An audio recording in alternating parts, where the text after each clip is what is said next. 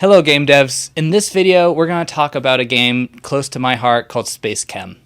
This is an award-winning game launched in 2011, and it also launched a couple careers as well because of the genius developer that continues to impress.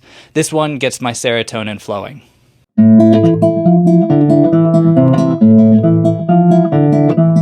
SpaceChem was a side project developed by Zach Barth and was included in one of the first humble indie bundles ever, the Frozen Synapse bundle. I also worked on this project, by the way, but I like to say that my contributions were mainly in sound effects, marketing, and some assistance with the business development side of things. So the genius of this game really relies all on Zach and his inspiration from the real world. Specifically, the story he tells about his visit to a local Seattle hangout called Gasworks Park, and he was really inspired by the structure and the interesting architecture as part of the beginning of what this game came to be about. So SpaceChem is a design-based puzzle game that's about parallel programming wrapped up in a chemistry theme. When I say design-based puzzles, what I mean is that there are many solutions based on the player's design for each puzzle, so you can win it a lot of different ways. This is really in contrast with, square peg, square hole, one answer puzzles, or those algorithmic puzzles such as Rubik's Cubes. Design-based puzzles are the hardest systems to get right and offer the most amount of flexibility when challenging the player because it bypasses one of the worst issues in games when it comes to puzzles, which is, what did the designer want me to do here exactly? Do I put this here? Why?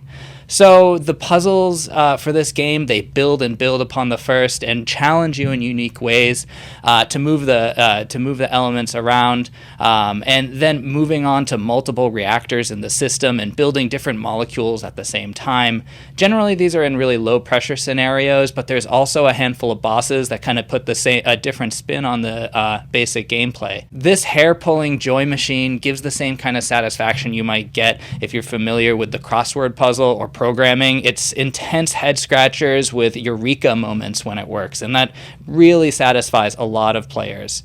It also featured a really great social media option of uploading your game playthrough seamlessly to YouTube, and that I thought was one of the more innovative systems that Zach came up with. A little later in the release, we also saw a sandbox mode, so many people started adding and contributing their own content, and kept it alive really after its release. The artwork here is pretty minimal, but it's been part of Zach's charm for a long time, like his work developing Infiniminer, which is this unique 16-bit 3D look that kind of precedes other popular projects with a similar style.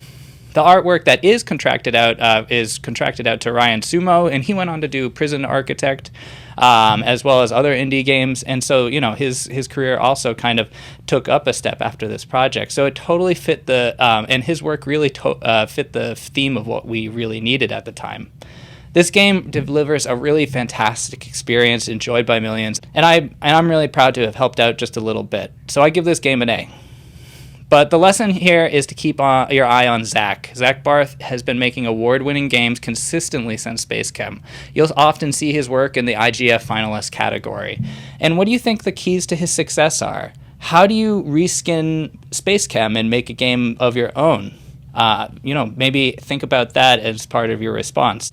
What about the lessons of level progression that we can learn from the game, from one planet to the next, and how to build upon the same complicated system? I want to hear your reactors going. Other than that, I will see you in class.